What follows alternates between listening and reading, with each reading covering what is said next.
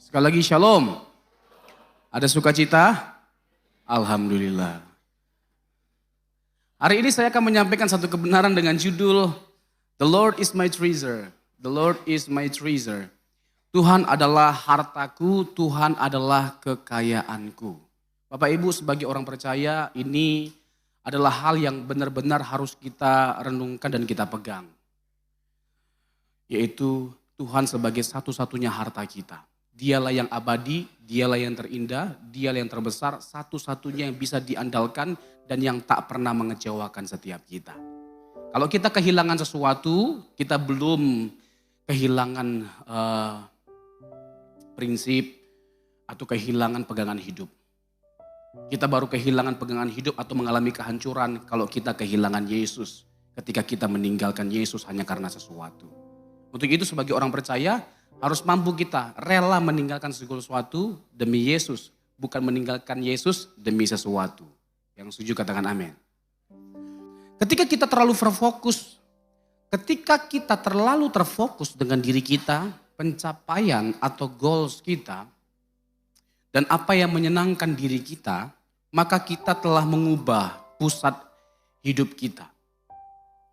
Tanpa kita sadari kita sedang memandang harta kita yang sesungguhnya bukanlah Tuhan jadinya, tetapi diri dan pencapaian kita jadi self-centris. Semuanya tentang diri kita, kepuasan diri kita, kebahagiaan diri kita, bagaimana kita disenangkan, apa yang kita sukai, kita lakukan. Padahal Injil itu sebenarnya bukan berbicara tentang diri kita atau kesenangan kita, tapi Tuhan dan kesenangan Tuhan. Yang setuju katakan amin. Injil itu bicara tentang Yesus Kristus yang berkorban mati bagi setiap kita untuk menyelamatkan kita. Jangan sampai Bapak Ibu Saudara yang terkasih, Tuhan hanya menjadi komoditas dalam kita mencapai apa yang kita inginkan. Tanpa kita sadari kita seperti itu. Ke gereja tujuannya untuk diberkati. Ke gereja untuk ini, untuk itu dan sebagainya macamnya. Jadi tujuan kita ke gereja bukanlah Tuhan pada akhirnya. Tapi supaya apa yang kita inginkan boleh dipenuhi oleh Tuhan. Jadi Tuhan bukan lagi menjadi tujuan, tapi hanya komoditas sebagai pelengkap, sebagai alat. Tuhan bukan tujuan tapi jadi alat. Kita peralat Tuhan demi mendapatkan yang kita inginkan. Sebagai contoh, ada orang-orang yang menganggap ya bahwa dia telah kehilangan segalanya ketika apa yang ia miliki atau perjuangkan habis atau hilang. Mungkin kita pernah mengalami situasi seperti ini dan ya kita ada dalam situasi yang sangat menyedihkan dan tidak menyenangkan kejadian seperti itu. Tetapi perlu kita ingat Bapak Ibu Saudara yang terkasih, Allah kita adalah Allah yang sudah teruji. Ya, dari zaman ke zaman. Alkitab mengkisahkan banyak sekali kisah-kisah yang hebat yang Allah lakukan melalui para tokoh-tokoh, melalui berbagai macam peristiwa. Sebagai contoh pengalaman bangsa Israel ketika keluar dari Mesir. Kurang lebih 430 tahun mereka diperbudak di bangsa Mesir. Lalu Allah dengan keperkasaannya membawa bangsa itu keluar dari Mesir menuju tanah Kanaan, tanah perjanjian. Ada banyak hal-hal yang luar biasa yang Tuhan tunjukkan kepada mereka. Ada mujizat, ada berbagai macam tanda. Meskipun mereka masuk ke satu zona atau tempat di mana tidak ada kehidupan, tidak ada air, gersang, bahkan ada bayang-bayang maut di padang gurun pada waktu itu.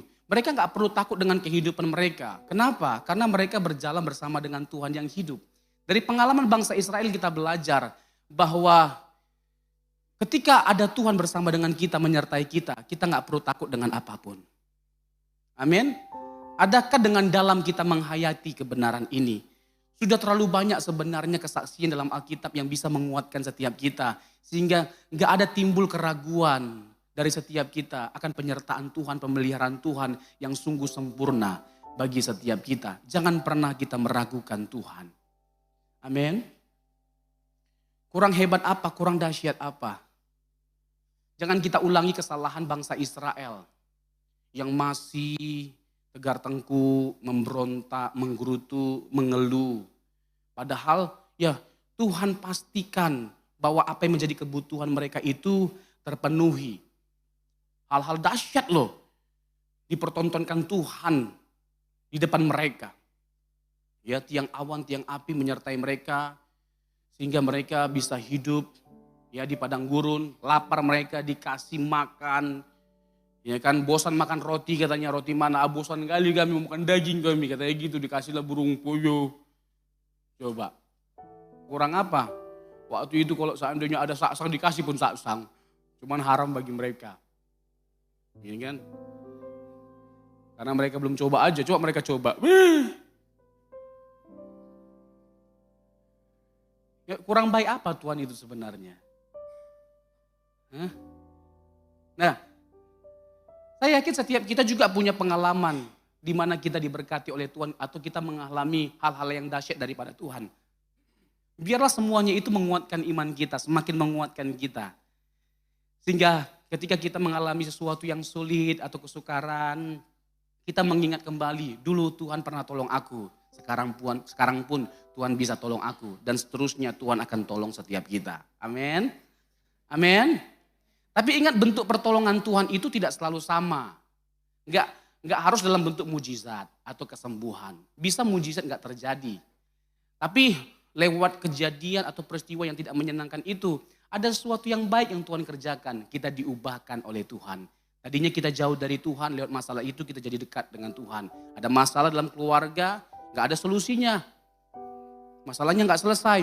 Tapi lewat masalah itu, kita boleh saling dekat satu dengan yang lain. Suami dan istri boleh saling mengasihi, boleh sama-sama mencari Tuhan, rajin bergumul, rajin berdoa. Bukankah pada akhirnya masalah itu membawa berkat bagi keluarga kita? Nah, indah sekali kita sebagai orang Kristen kalau kita menjadikan Injil sebagai perspektif. Bukan hanya sebagai sebuah teori atau informasi, tapi sebuah perspektif. Ketika kita menjadikan Injil sebagai sebuah perspektif, jelas sekali ada banyak hal yang Injil singkapkan bagi setiap kita. Terkait dengan penderitaan misalnya. Apa kata Alkitab? Filipi pasal yang pertama ayat 27, ayat 29. Kepada kamu dikaruniakan bukan hanya untuk percaya, melainkan menderita. Jadi menderita itu juga merupakan karunia. Dan lewat penderitaan Tuhan bisa mendatangkan kebaikan. Roma 8 ayat 28, kita tahu sekarang bahwa Allah turut bekerja untuk mendatangkan kebaikan bagi mereka yang mengasihi Dia dalam segala hal. Jadi ada sesuatu yang baik yang Tuhan bisa kerjakan. Lewat apapun yang kita sedang alami hari-hari ini. Lewat masalah. Jadi kalau begini konsep kita, akhirnya gak gampang down kita ketika sedang ada dalam masalah. Gak gampang jatuh, gak gampang mengeluh. Karena kita tahu ini ada sesuatu yang baik nih pasti yang Tuhan mau kerjakan dalam hidup aku. Amin. Amin Bapak Ibu. Iya. Jadi kalau begini cara pandang kita sebagai orang Kristen, kan merdeka sekali kita, indah sekali hidup kita. Ya kan, tetap kita berjalan dengan sukacita. Meskipun dompet makin menipis, tetap bersyukur sama Tuhan. Amin. Amin. Enggak ada yang ngamin coy.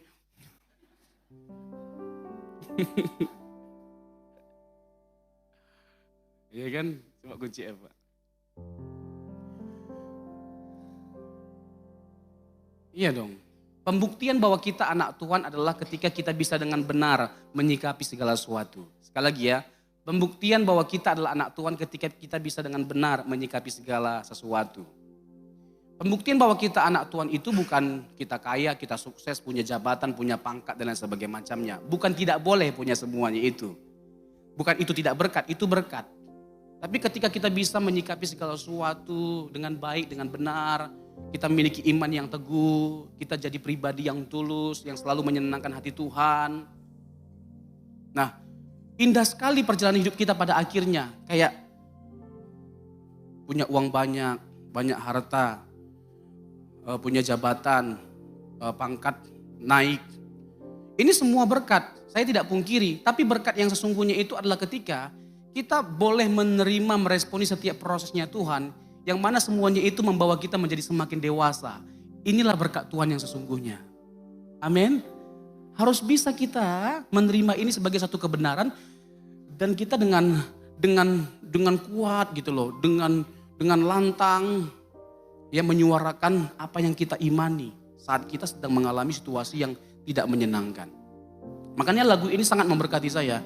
Apapun yang terjadi di dalam hidupku, selalu ku berkata, Tuhan Yesus baik. Dalam segala hal yang terjadi, tetap ku berkata, apa?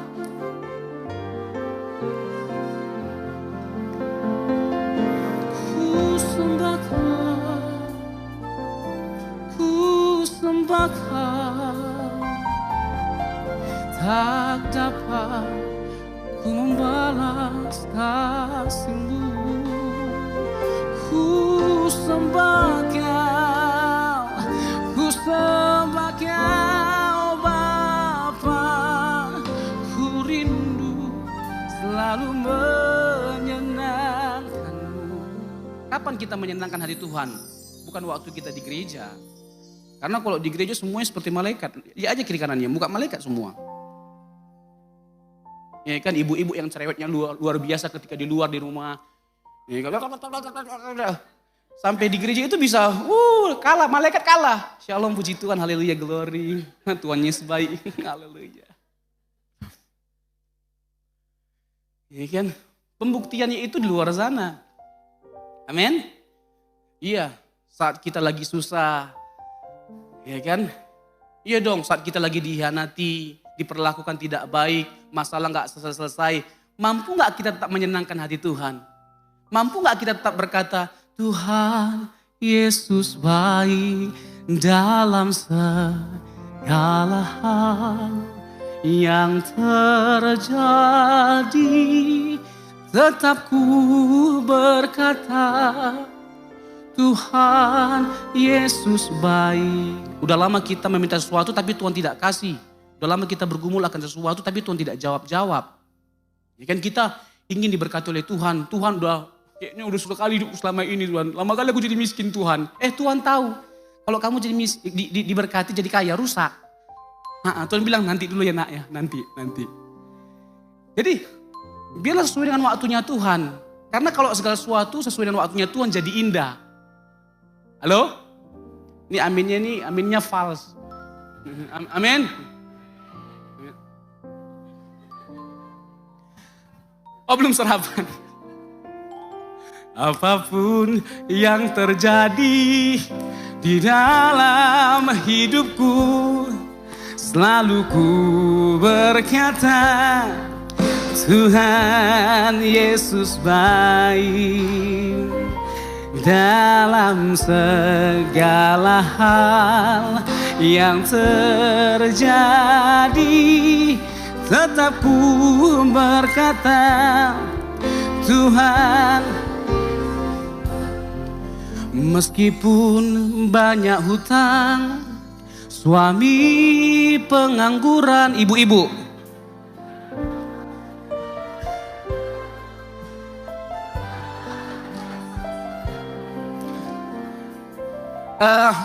Suaranya sih nggak false, imannya yang false. Walaupun istri cerewet, marah-marah tiap hari, bapak-bapak.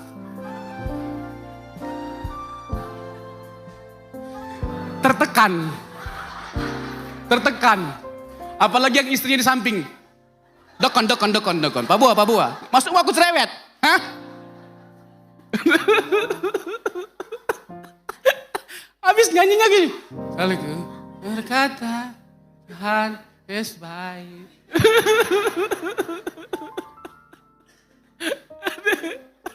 Amang. Aduh. Halo Bapak Ibu. Halo. Jadi kita harus mampu membuktikan bahwa kita adalah anak Allah lewat kehidupan kita. Bukan lewat kita rajin ke gereja. Karena faktanya banyak orang rajin ke gereja tapi juga rajin berbuat dosa. Tapi di sini enggak ada, di luar sana banyak, tapi lagi ngumpul di sini. Enggak jadi jaminan loh, karena banyak kita mengikuti kegiatan rohani makin dewasa rohani. Kedewasaan itu dipupuk, dilatih, dan hati. Masalah utama umat manusia itu adalah hati. Kenapa pikiran kita busuk, kenapa perkataan kita busuk, karena hati kita busuk. Ya suka ngomongin orang lain, lihat orang maju, sukses, kayaknya kita nggak sanggup melihat gitu loh. Langsung diomongin, cepat kali bibir kita langsung ngomongin, ya aku tahu ya itu, dia tuh kaya, aku tahu, aku paling tahu kenapa itu kaya. Udah, nggak usah banyak kaya tengok. Bibirnya itu yang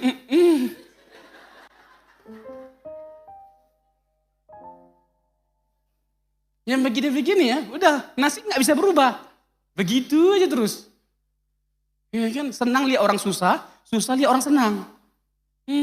Kalau ada jemaat di gereja begitu, kita baptis lagi dia. Sampai 50 kali. Iya kan, enggak jadi jaminan karena sering kita mengikuti kegiatan rohani, semakin dewasa rohani, enggak.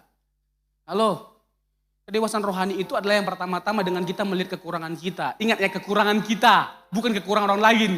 Ada kalanya bibir sama mata kita ini terlalu cepat untuk lihat dan ngomongin kekurangan orang lain. Aku gak suka sama umahnya itu ya, sok cantiknya iya, sok kayanya iya. Pateal hui bana. Banyak kali kayaknya. Gak usah. Halo, fokus aja sama diri kita. Ya kan, ibu-ibu yang cerewetnya kurangi cerewetnya. Ya kan, bapak-bapak, ya kan lebih sayang sama istri. Ya kan lebih harmonis. Halo Pak, halo Pak, enggak ada bapak-bapak di sini. Hah? Halo Pak, harmonis lah dikit sama istri Pak. Apalagi itu orang mata ini kan, susah kali kayak harmonis itu, kayak canggung kali, kayak kaku kali. Kalau di kampung-kampung misalnya mau pergi ke gereja, itu istrinya disuruh duluan, sakos. Udah istrinya lah, istri Pak, anak 8 Pak. Apa susahnya digandeng Pak? Tapi jangan-jangan bukan hanya di kampung, jangan-jangan di kota juga begitu. Di Bekasi jangan-jangan banyak. Apa susahnya kita memuji istri, Mi? Kayaknya kalau tanpa mami kayaknya gimana gitu hidup aku. Aku senang sekali loh Mi, kamu tuh luar biasa effortnya. Anak kita itu 5 loh, hanya 1 tahun bedanya. Tapi kamu sanggup loh ngurusi mereka semua. Great ya Mi, kamu hebat. I love you, sarangeo. Jangan ketawa Pak, jangan ketawa, lakukan. Praktek. Ya kan, istri bukan dimarah-marahi, disayangi. Halo? Ibu-ibu senang kali dia. Terus Pak Pendeta, terus.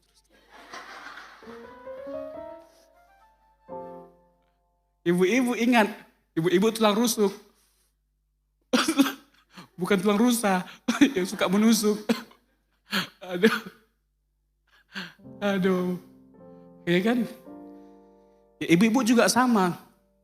Ya kan, gak ada yang salah dengan romantis kan, ngomong sama suaminya. Lagi capek dia di kerjaan, banyak tuntutan bos, ya kan. Itu kalau tiba-tiba masuk WA dari istri, bilang, Pi, I love you. Itu kayaknya langsung hilang semua beban hidupnya.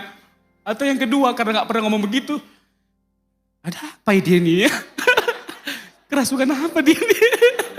Atau lagi mau apa dia nih?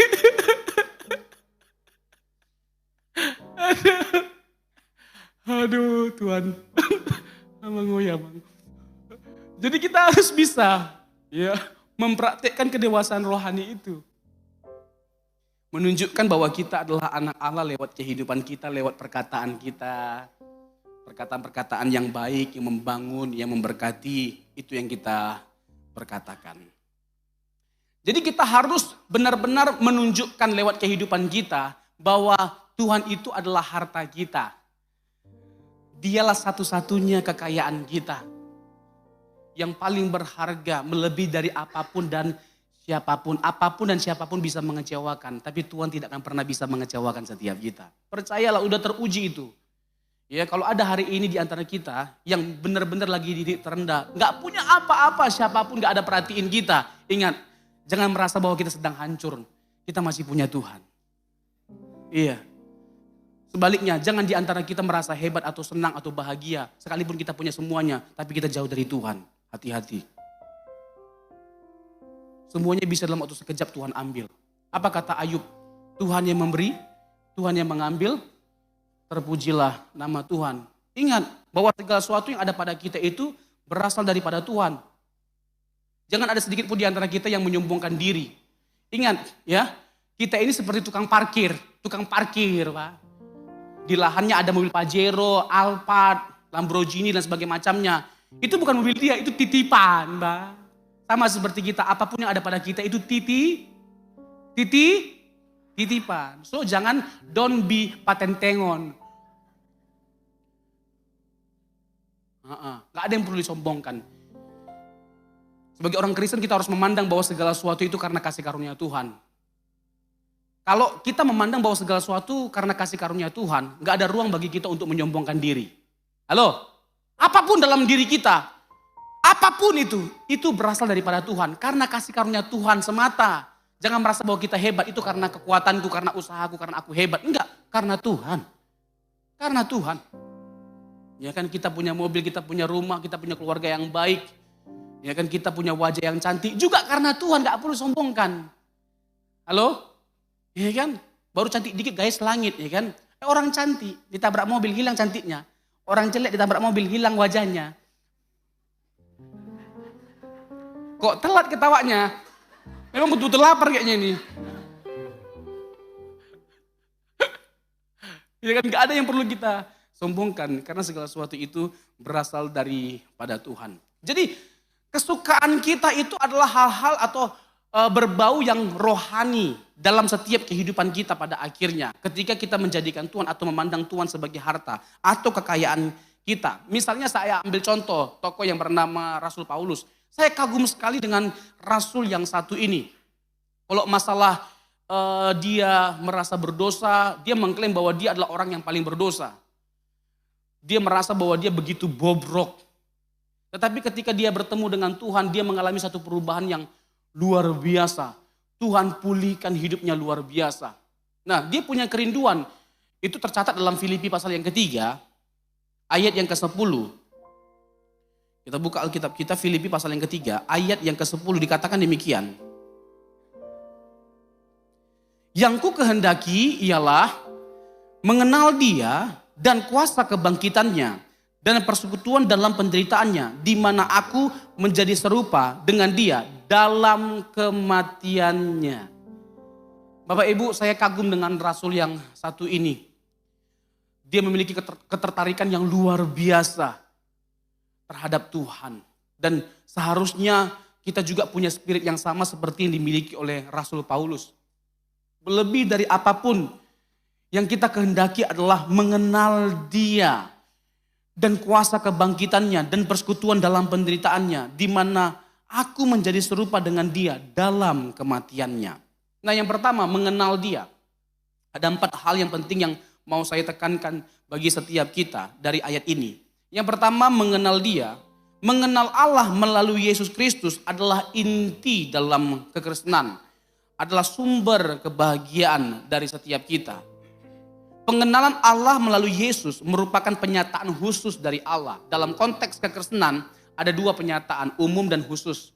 Kita bisa mengetahui Allah melalui penyataan umum dengan melihat karya ciptaannya. Melalui alam semesta kita dapat mengetahui atau menyimpulkan bahwa tidak mungkin Tuhan tidak ada. Tuhan pasti ada. Karena terkagum kita dengan keindahan dan kemegahan dari alam semesta. Tetapi akan jauh kita lebih terkagum akan Allah ketika ada penyataan khusus yang disingkapkan, yaitu Alkitab dan Yesus Kristus. Kita benar-benar dibuat terkagum lewat kesaksian Alkitab. Alkitab adalah firman Allah.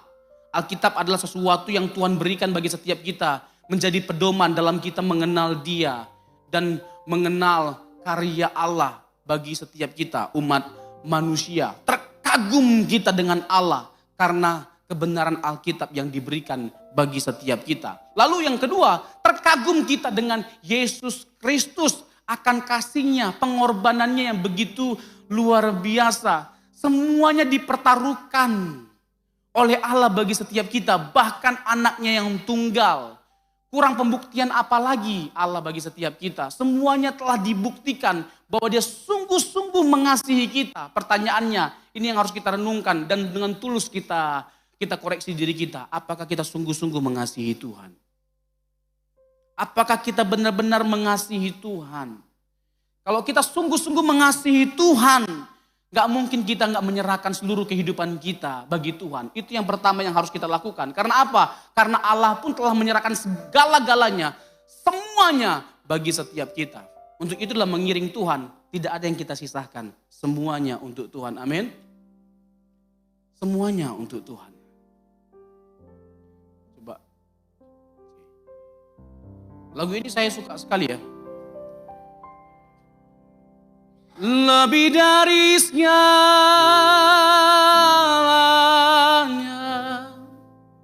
ku ingin Kau Tuhan.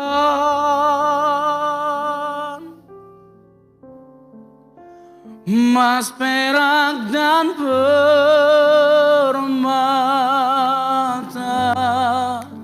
tiada artinya. Ku ingin lebih dekat, bersekutu denganmu, jadikanku setia kepada. Kata-kata lebih dari segalanya, ku ingin Kau Tuhan. Itu menjadi sebuah reflektif ya bagi setiap kita ya. Kita mempertanyakan diri kita, betul enggak kita menjadikan Tuhan segala-galanya? Betul enggak? Ya, bahwa Tuhan itu lebih dari segalanya bagi setiap kita. Melebihi dari emas, perak, dan permata. Atau jangan-jangan emas dan perak, permata itu lebih berharga daripada Tuhan. Ya biarlah kita jawab lewat kehidupan sehari-hari yang kita jalani. Lewat kehidupan sehari-hari yang kita jalani, ya kita dapat menyimpulkan apakah Tuhan betul-betul lebih berharga dari semuanya atau tidak. Ya kadang-kadang orang ke gerejanya malas, ya kan gak semangat gitu, gak antusias. Ya kan harus dibangunkan pun tetap aja nanti tidur lagi 5 menit lagi mak, 5 menit lagi.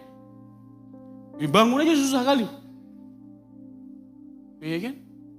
Nah, benarkah Tuhan itu lebih dari segalanya bagi setiap kita? Dan kita buktikan lewat kehidupan kita. Biarlah manis Kau dengar Tuhan, manis Kau dengar Tuhan, dan hatiku bersuka.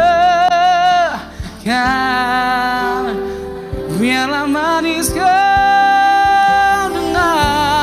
biarlah manis Kau dengar Tuhan, manis Kau dengar Tuhan, dan hatiku bersuka.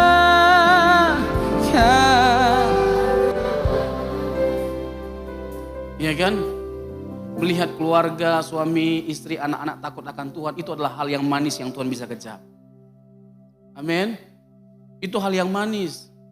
Makanya apa sih susahnya minta maaf ketika kita salah?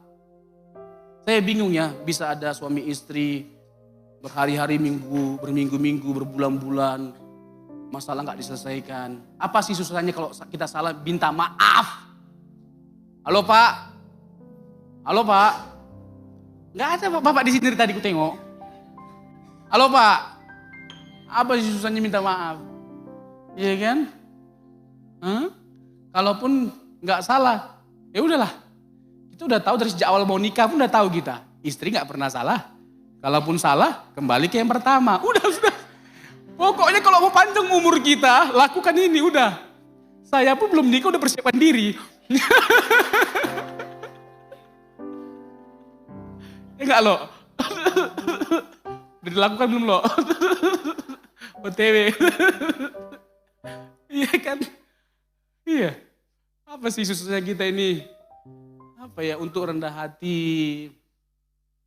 Ya kan semuanya kan untuk kebaikan. Kalau ada yang gak pas, diomongin baik-baik. Sama siapapun gitu loh. Kalau ada yang gak pas, jangan diomongin sama yang lain. Ngomong sama orang itu baik-baik ngomongnya. Jangan depan orang, itu ketahuan banget ingin menjatuhkan. Gak boleh begitu. Halo? Iya. Mengkritik orang depan orang lain. Supaya apa tujuannya? Mau menjatuhkan? Jangan dong. Halo?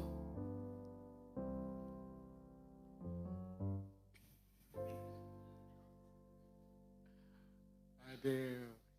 Biarlah manis kau dengar, Tuhan. Manis kau dengar, Tuhan. Dan hatiku bersuka. Minimal mulut kita lah ya. Mulut kita itu memang harus manis lah dikecap orang. Kata-kata kita itu kata-kata yang menyejukkan hati gitu loh. Kalau kita lagi ngumpul, orang merindukan kehadiran kita. Karena kalau kita ngomong itu sejuk sekali. Orang mendengarnya adem. Aku suka loh sama Inang Maya itu. Kalau dia ngomong itu menyejukkan hati aku. Betul nggak? Jangan sampai sebaliknya ya. Kalau kita hadir, orang pengen lari. Karena kalau kita ngomong itu kasar sekali. Ya kan, minimal kata-kata kita itu kata-kata yang membangun gitu loh. Ya kan, jangan buat hati orang terluka. Ada orang seperti itu sampai dia nggak lagi mikir bahwa kata-katanya itu karena sering menyakiti orang lain, nggak mikir lagi dia. Yang begini-begini. Jangan-jangan waktu dia dibaptis, bibirnya nggak ikut dibaptis. Jadi butuh bagi dia untuk dibaptis ulang. Iya, waktu dibaptis mungkin dia begitu, bibirnya tinggal ke atas. Baptis lagi. Nanti sama Bapak Sam boleh daftar lagi. Tapi pastikan nanti bibirnya ikut dibaptis.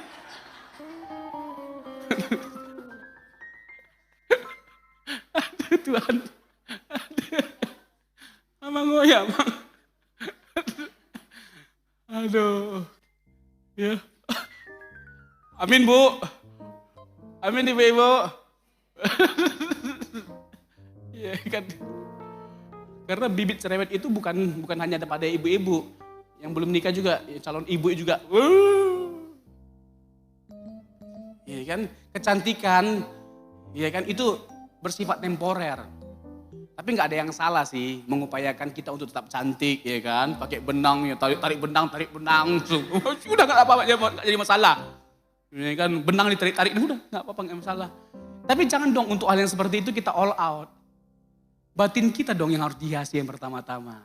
Dipercantik, dihiasi. Amin? Iya. Kalau kita loh skincare, segala skincare kita pakai, semuanya kita tahu. Update kali. Iya kan, tiba-tiba udah datang aja ya itu. Sophie.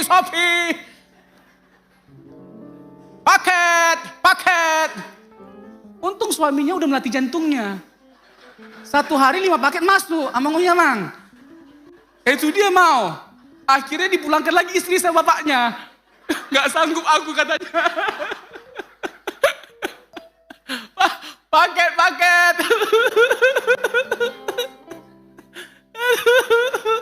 Rupanya paket skincare. Abang Ngoyong. Aduh. Dan sekarang anak remaja udah bisa pesan-pesan begitu-begituan. Yang pesan anaknya ternyata. Paketnya apa? Skincare. Aduh Tuhan. Astagfirullah.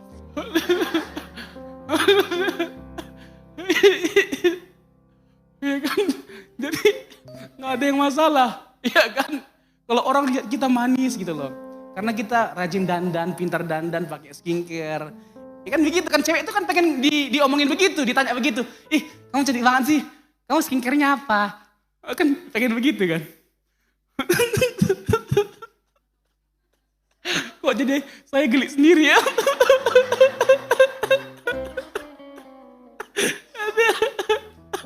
Aduh Tuhan, sampai di mana tadi? Aduh,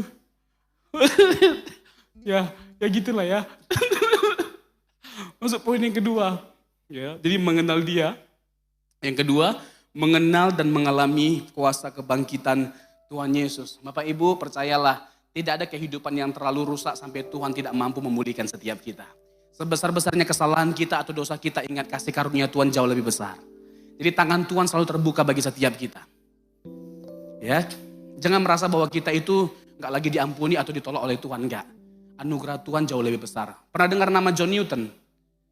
John Newton? Nggak pernah dengar. Terus Bapak Ibu dengarnya siapa? Rasul Samosir. Oh memang itu orang terkenal. Di gereja. Apalagi di THB. Iya kan, John Newton itu mungkin kita nggak kenal. Tapi kisahnya sangat inspiratif gitu loh.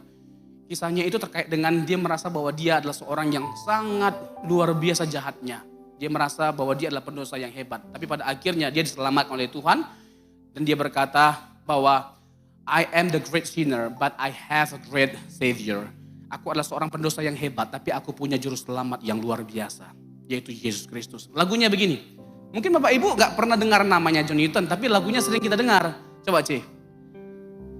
Maragam-ragam doang go sita-sita di hitam manusia. Pernah dengar lagu itu? Ah itu bukan lagu ciptaannya.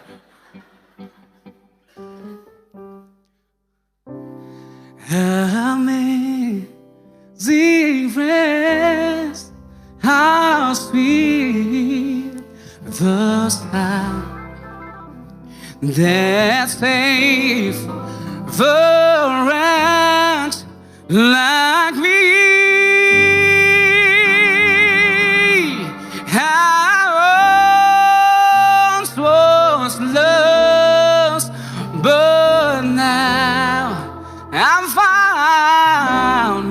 I was blind, but now I see.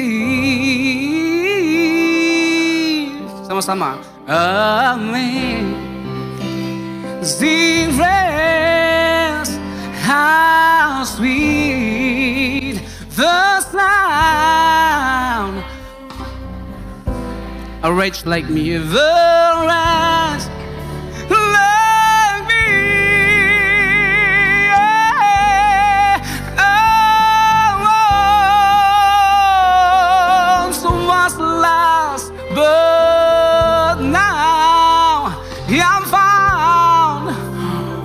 I was blind, but now I see. I was blind, but now kayak Maria Carey, I see.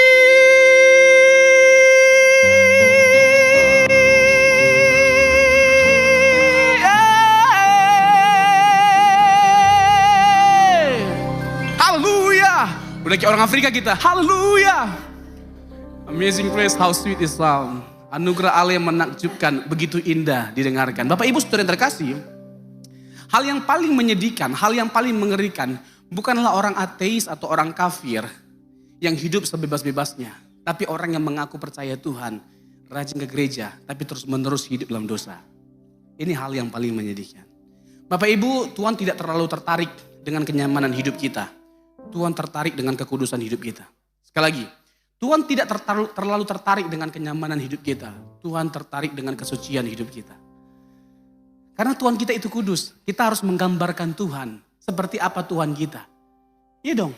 Kalau kita benar-benar percaya Yesus. Kalau kita mengatakan saya percaya Yesus. Saya mengikut Tuhan Yesus. Ya kita hidupnya harus seperti Tuhan Yesus. Seperti yang kita ikuti dong. Kita tunjukkan dong bahwa kita pengikut Yesus lewat kehidupan kita. Kita perkarakan. Kehidupan yang seperti Yesus itu kehidupan yang seperti apa? Salah satunya kita bisa mengampuni. Itu yang Yesus tunjukkan bagi setiap kita 2000 tahun yang lalu. Bahkan ketika di atas kayu salib pun, dia tetap menyatakan pengampunan, melepaskan pengampunan. Ampunilah mereka, sebab mereka tidak tahu apa yang mereka perbuat. Dari atas kayu salib pun ada sesuatu yang baik yang dia tunjukkan untuk kita tiru. Misalnya dia penguasaan dirinya luar biasa, kesabarannya luar biasa. Bayangkan Bapak Ibu Saudara yang terkasih.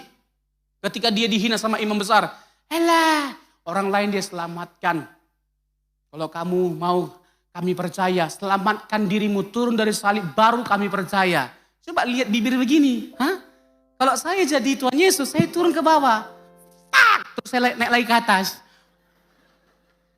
Tapi kalau seperti ini saya, jadi Tuhan Yesus, gak jadi kita masuk Taman Eden, Taman Lawang.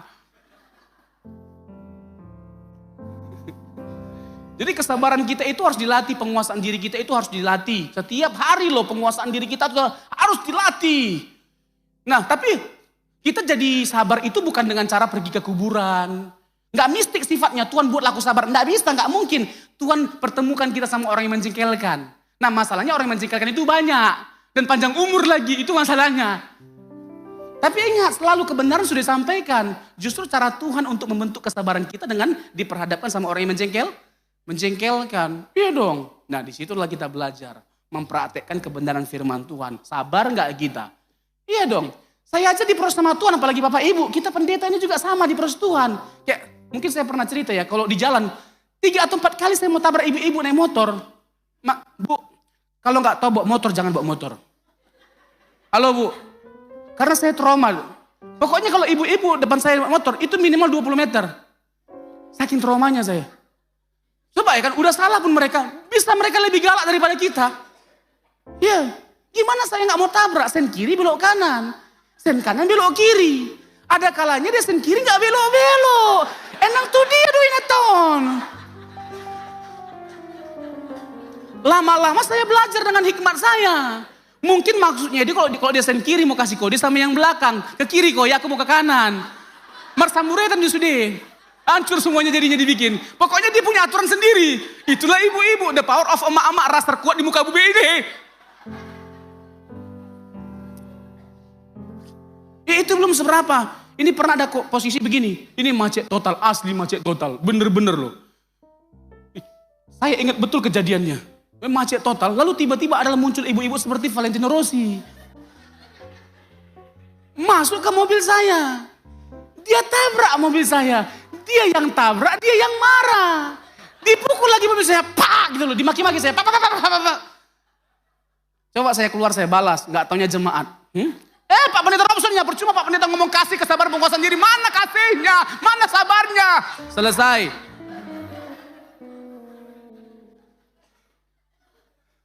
Jadi kesabaran kita itu, aduh, mahal.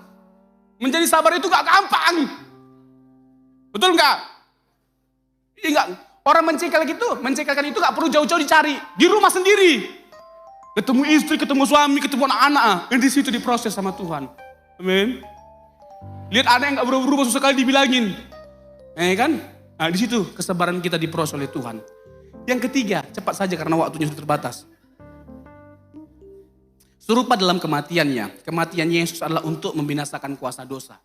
Yesus mati memberikan kemenangan bagi setiap kita. Kemenangan atas dosa. Kemenangan atas maut. Karena dosa telah dihancurkan, ditaklukkan oleh Tuhan Yesus lewat kematiannya. Makanya kita belajar untuk tidak lagi dikuasai oleh dosa. Tapi dikuasai oleh kasih karunia yang membebaskan, yang memerdekakan setiap kita. We are saved by the grace alone. Kita diterima oleh Tuhan lewat kasih karunia-Nya. Jadi apa adanya Tuhan terima kita. Ini ya, kita harus paham kebenaran ini. Tuhan menerima kita apa adanya. Tapi Tuhan tidak akan membiarkan kita apa adanya. Dia pasti mendandani setiap kita, menghiasi setiap kita. Sehingga kita menjadi pribadi yang indah. Jadi mutiaranya Tuhan. Amin. Jadi bagaimana kita mengenal Dia? Mengenal dan mengalami kuasa kebangkitannya. Menikmati persekutuan dalam penderitaannya. Karena Tuhan juga memanggil kita untuk menderita. Yesus juga menderita 2000 tahun yang lalu, kita harus mengikuti teladan hidupnya. Harusnya adalah kesukaan bagi setiap kita kalau kita menderita seperti Tuhan Yesus. Lalu kita menjadi serupa dalam kematiannya. Tuhan Yesus memberkati. Mari kita bangkit berdiri.